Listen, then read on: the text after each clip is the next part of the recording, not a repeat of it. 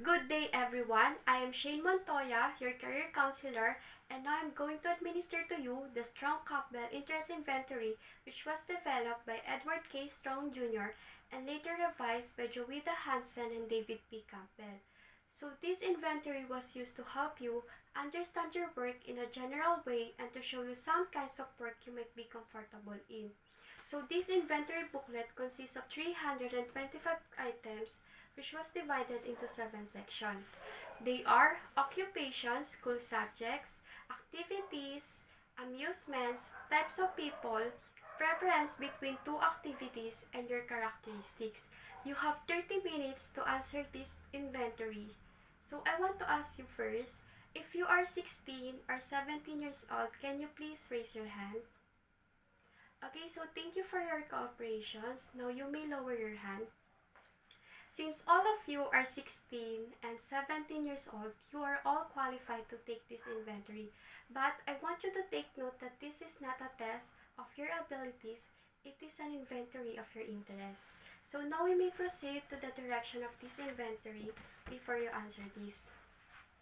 So with this booklet, you should have a special answer sheet on which you mark your answers. Please make no marks on this booklet. It will be used again by other people. Use any soft black lead pencil such as number 2 to make your marks on the answer sheet. Fill in your name and other information on the answer sheet. Follow carefully the instructions for filling in your name. Instructions for marking your answers are given on the next page of this booklet and on the answer sheet. Make a heavy dark mark for each answer, not a cross or check mark. If you make a mistake or change your mind, erase it carefully.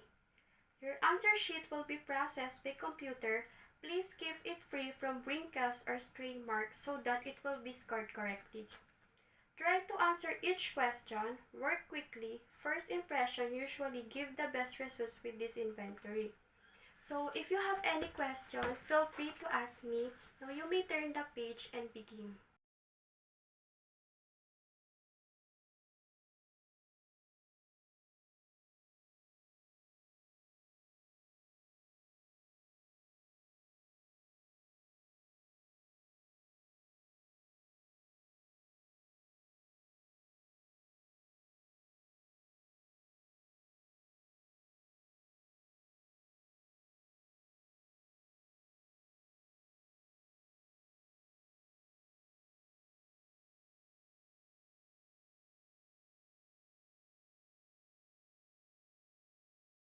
Okay, time's up. You may now pass your booklet and you can leave. Thank you and have a nice day. Interest test.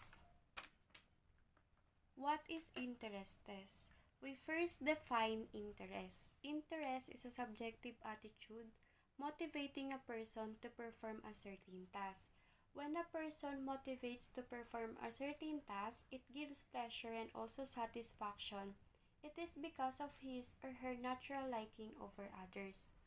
Interest test is a testing instrument designed to evaluate the levels of an individual's interest in or preference for a variety of activities. Purpose of interest testing: to help teachers, counselors, and parents to assist the students to prepare his educational and vocational terms consistent with his interests, to assist students to have better choice in adapting subjects, courses, occupations, and recreational activities. They are also useful for the parents as they insist them to help their children for their liking field. Interest testing is very important in education and vocational fields because knowing students' interests can be a great value for a teacher in promoting motivation and by making learning activities relevant to students. It would help us also to better understand individuals' likes and dislikes. Measurement of interest. Psychologists have developed different numbers of tests to measure interest of a person. There are various methods of measuring interest, such as interviews, checklists, direct observation, questionnaire, and inventories. Strong-Campbell Interest Inventory. Strong-Campbell Interest Inventory is a psychological instrument began its formation in the years following World War I. This test was developed in 1927 by psychologists Edward K. Strong Jr. and later revised by Joida Hansen and David P. Campbell. So this assessment helps people match their own interests with potential educational, career, and leisure activities using an individual's preferences in a variety of areas to aid them in discovering what they will most enjoy doing with their work and their free time. So this Strong-Campbell Interest Inventory was developed to help people exiting the military find job. This instrument is very powerful tool because it helps individual to make satisfying decisions about their career and education. But keep in mind that the strong measure interests, not skills or abilities, and that results can help guide you toward your rewarding career, work activities, education programs, leisure activities, all based on your interests. Administration interpretation. The Strong-Campbell Interest Test requires at least an 8th grade reading level and fluency in English. It is not appropriate for an individual under the age of 13 and typically is not administered until an individual has reached the age of 16 or 17. Administration typically takes between 30 to 45 minutes, so the test can be administered by career counselors, career coaches, guidance counselors, and college advisors. The Strong Inventory booklet consists of 325 items, to most of which the person responds by filling in either like, indifferent, or dislike on the answer sheet. The items are divided into 7 sections as follows: occupation, school subjects, activities, amusements, types of peoples, preference between 2 activities, and your characteristics.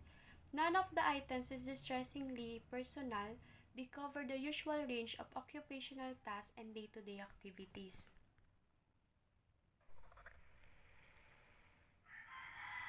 So the part 1, occupation, consists of 131 items.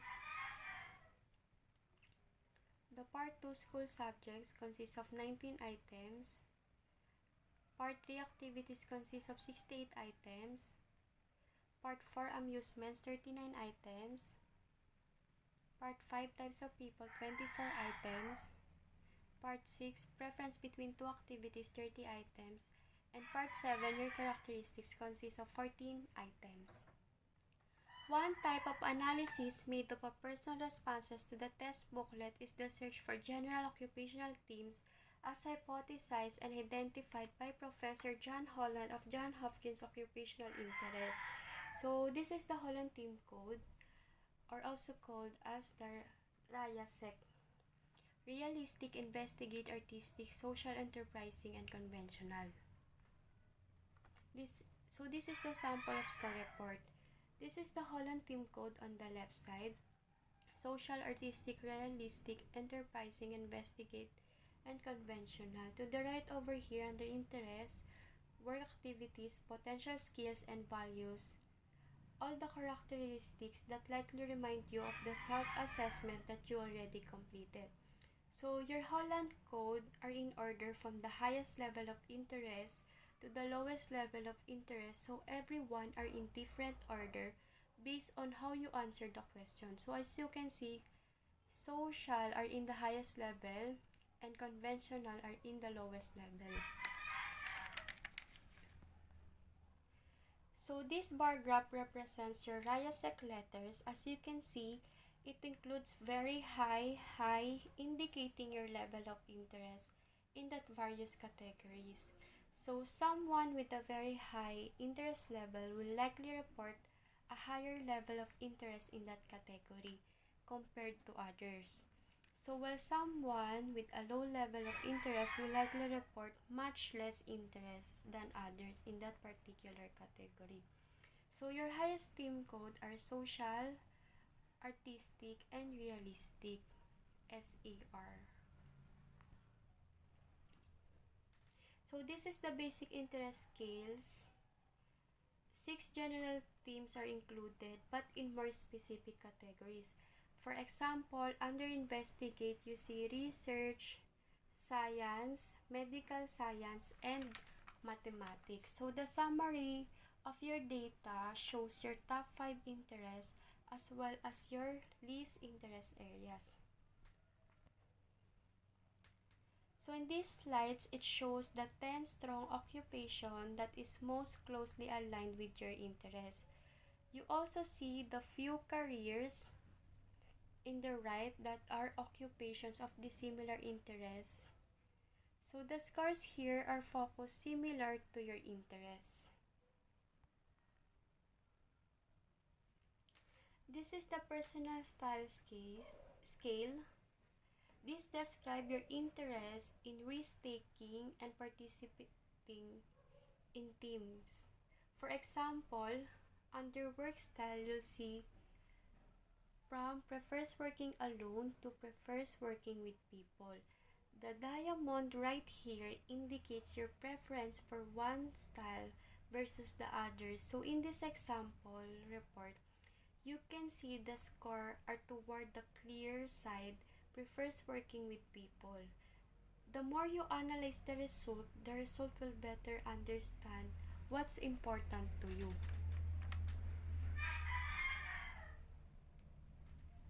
In profile summary, it contains the overview of all the information provided.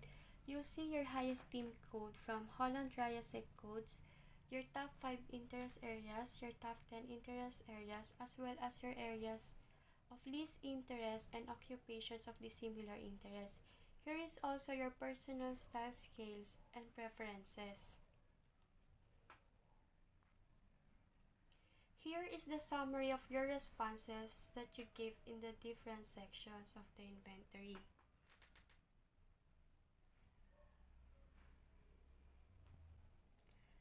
And that's it. Thank you for listening. Have a nice day.